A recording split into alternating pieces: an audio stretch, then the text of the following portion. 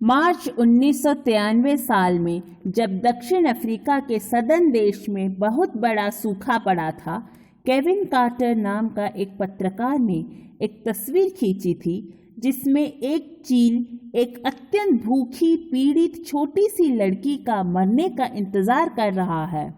वह तस्वीर एकदम वास्तविक और हृदयस्पर्शी थी। इस तस्वीर के लिए उन्हें पुलित्जर पुरस्कार से सम्मानित भी किया गया था, परंतु इतना बड़ा सम्मान मिलने के बावजूद पत्रकार ने 33 साल के आयु में ही आत्महत्या कर ली। आत्महत्या करने का कारण क्या था? जब कार्टर अपनी सफलता का जश्न मना रहे थे, उनके पुरस्कार मिलने की खबर टीवी में सारे समाचार चैनल में आ देख रहे थे, तभी किसी ने उन्हें फोन किया और पूछा, पत्रकार साहब, उस लड़की का क्या हुआ? कार्टर थोड़ा स्तब्ध रह गए। फिर उन्होंने यह कहा कि उन्हें उस बारे में कुछ भी पता नहीं, क्योंकि वह फ्लाइट पकड़ने की जल्दी में थे। फोन पर व्यक्ति ने उन्हें फिर पूछा, वहाँ कितने चील थे? पत्रकार ने कहा, मुझे लगता है सिर्फ एक। फोन पर व्यक्ति ने कहा, मैं तो कहता हूँ वहाँ 2 चील थे, उनमें से एक के हाथ में कैमरा था। इन शब्दों के महत्व को हृदयंगम करते कार्टर विषादग्रस्त होकर आत्महत्या कर लिए। मनुष्य अपने स्वार्थ और अहंकार में इतना उलझा हुआ है कि उसे अपने अलावा कुछ और न दिखता है, न वह सोच सकता है। एक महान वैज्ञानिक ने अपने अनुसंधान से यह कहा है कि वर्तमान समय में पृथ्वी पर जो सबसे बड़ा संकट छाया है, वह है मनुष्य का स्वार्थ।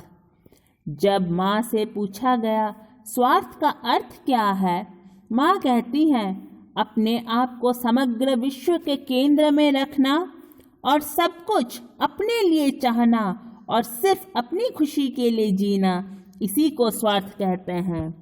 स्वार्थ का मतलब है सब कुछ सिर्फ अपने लिए ही चाहना, अपने अलावा किसी और के बारे में ना सोचना और सिर्फ उसी चीज़ या उन्हीं लोगों के बारे में कद्र करना जो स्वयं के लिए महत्वपूर्ण हो। मनुष्य जो कुछ भी करता है स्वार्थ केंद्रित होकर करता है।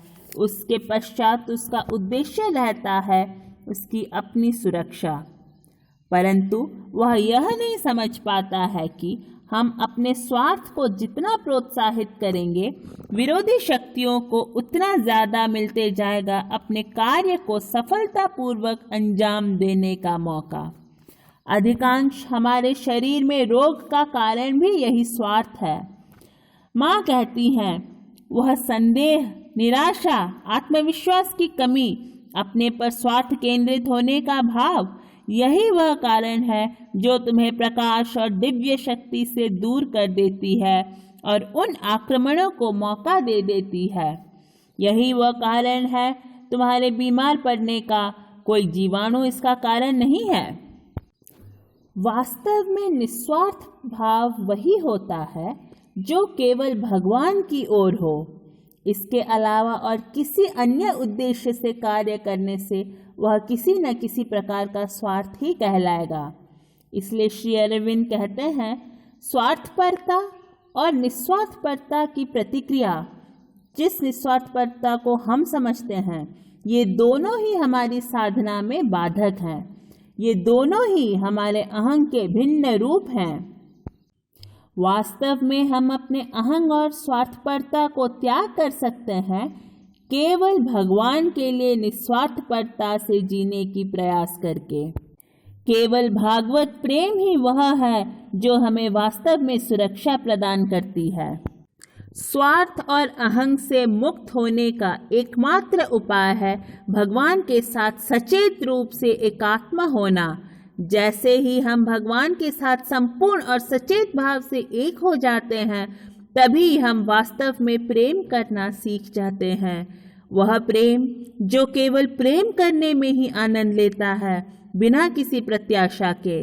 इसके अलावा मन द्वारा सुझाए गए बाकी और सारे उपाय व्यर्थ हैं।